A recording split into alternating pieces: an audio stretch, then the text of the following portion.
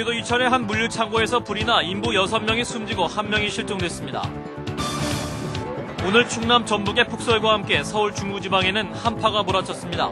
내일은 서울이 영하 10도까지 떨어지는 등 오늘보다 더 춥겠습니다. 여야가 새해 예산안을 오는 12일 처리하기로 합의했습니다. 검찰은 구속된 노건평 씨가 차명으로 주식을 사들인 혐의를 잡고 자금의 출처를 조사하고 있습니다. 이상은 이 시간 주요 뉴스입니다.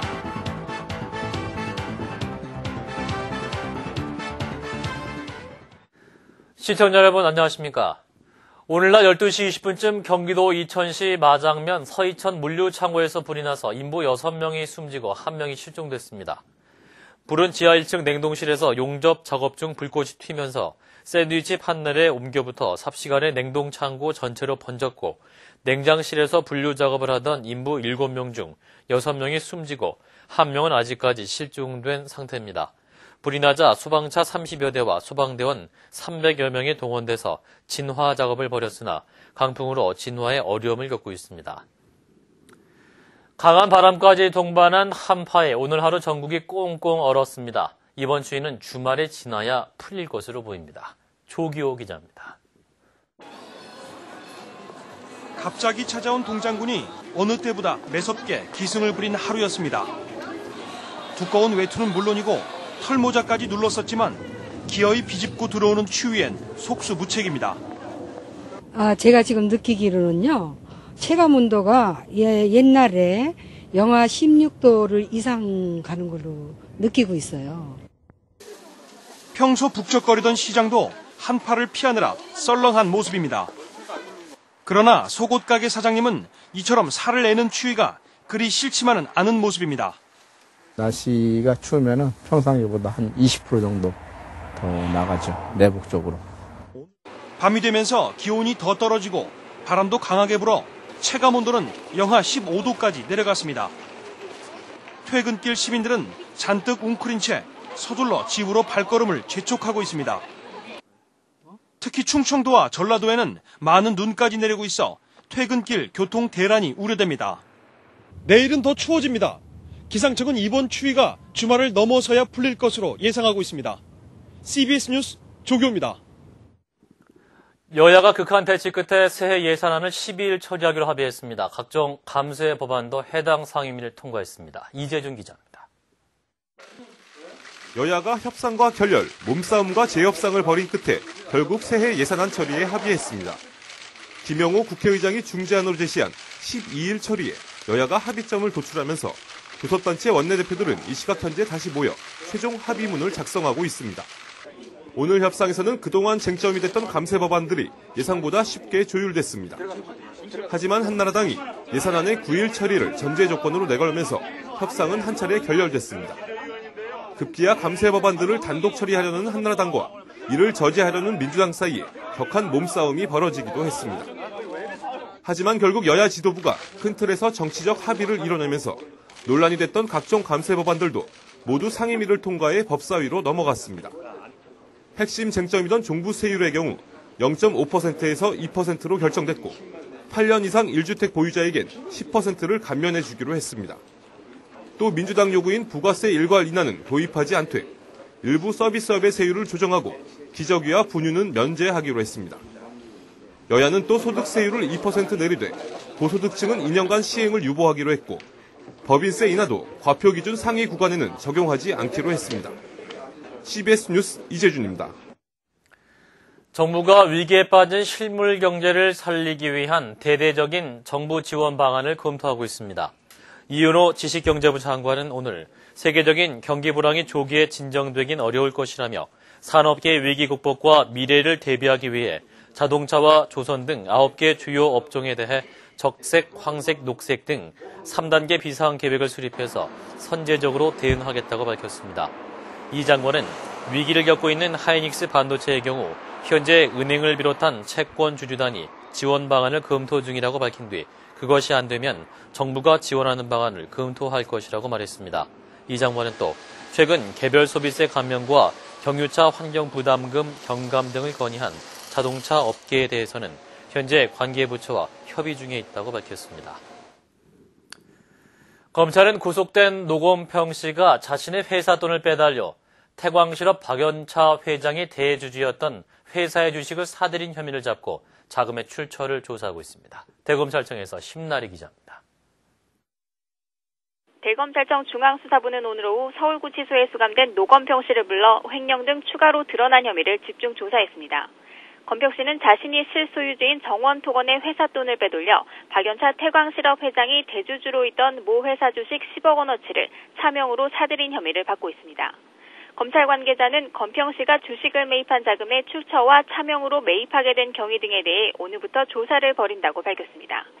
검찰은 건평 씨가 지난 2003년 12월 태광실업 계열사인 정산개발이 골프장 진입로 공사를 정원토건에 맡기고 공사 대금 32억여 원을 지급한 점에 주목하고 이 돈이 주식 매입에 쓰였는지 보고 있습니다. 만일 혐의가 확인될 경우 건평 씨에게는 알선수재 외에 횡령과 탈세 등의 혐의가 추가될 수 있습니다. 한편 검찰은 박 회장이 미공개 정보를 이용해 세종증권 주식을 매매한 정황을 확인하기 위해 지난 2005년부터 2006년 초 일정 규모 이상 매매자 전체를 일일이 확인하고 있습니다.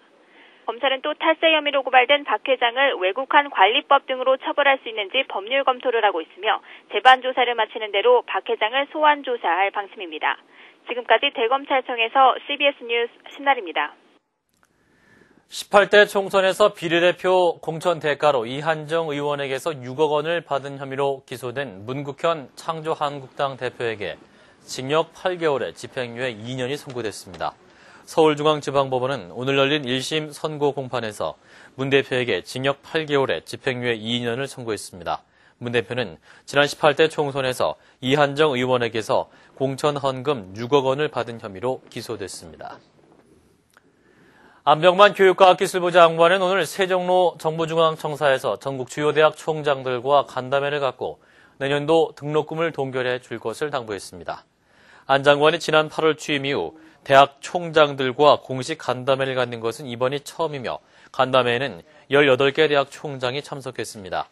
교육과학기술부는 경제위기 상황을 맞아 학부모들의 경제적 고통을 분담하고 대학의 사회적 책무를 다하기 위해 이번 암 환자가 크게 늘면서 신규 암 환자 수가 1년 전보다 6%나 늘었고 지역별로는 전남이 환자 수가 가장 많은 것으로 나타났습니다. 국민건강보험공단이 지난해 건강보험 암진료 환자 통계를 분석한 결과 암진료 환자 수는 모두 49만 3천여 명으로 1년 새 무려 6만 8천여 명이 증가했고 지난해 새로 암에 걸린 신규 환자 수도 13만 9천여 명으로 전년보다 8,050여 명 늘었습니다. 연령별로는 65세 이상이 41%로 가장 많았고 신규 암 진료 환자 가운데 90%가 40대 이상에서 발생하는 것으로 나타났습니다. 또 지역별로는 전남이 1,400여 명으로 환자 수가 가장 많았고 반대로 인천이 820여 명으로 가장 적었습니다.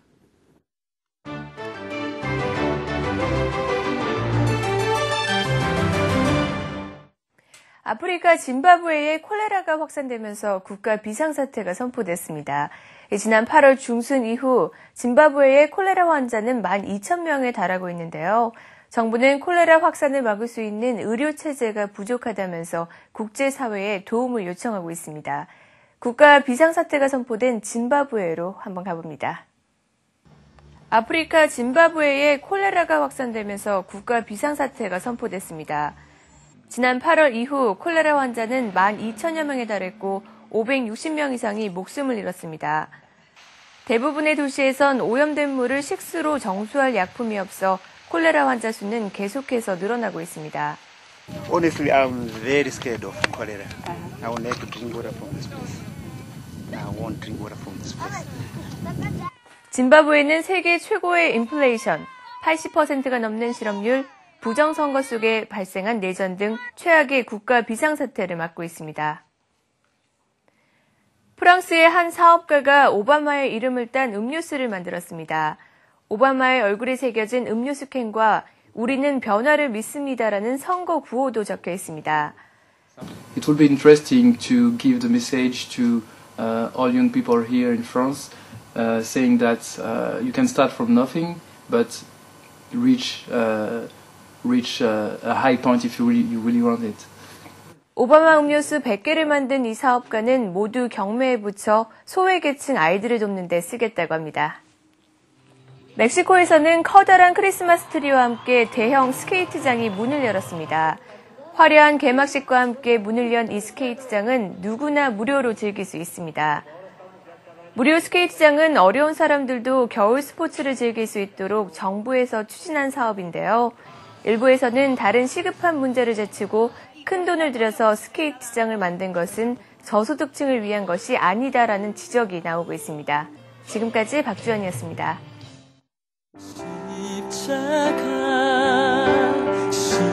십자가 그 그늘 아래 내 소망이 있네. 십자가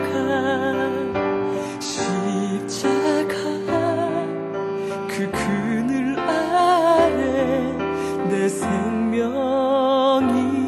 있네.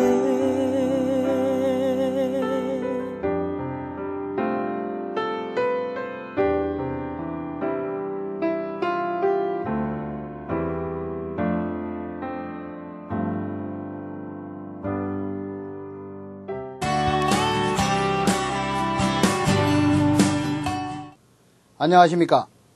기상청 예보관 장현식입니다. 주말 야외 활동을 위한 주말 기상 정보와 날씨와 관련된 관심사항에 대해 설명드리는 시간입니다. 먼저 주말 기상 정보입니다. 이번 주말에는 북서쪽에서 확장하는 찬 대륙성 고기압의 영향을 받겠습니다. 토요일은 충청 남도, 전라 남북도와 제주도는 대체로 흐리고 눈이 온 후 오전에 충청 남도 지방부터 차차 개이겠습니다. 일요일은 서울 경기도와 서해안에서 흐리고 눈이 내리겠으나 그 밖의 지방은 가끔 구름이 많은 날씨가 되겠습니다.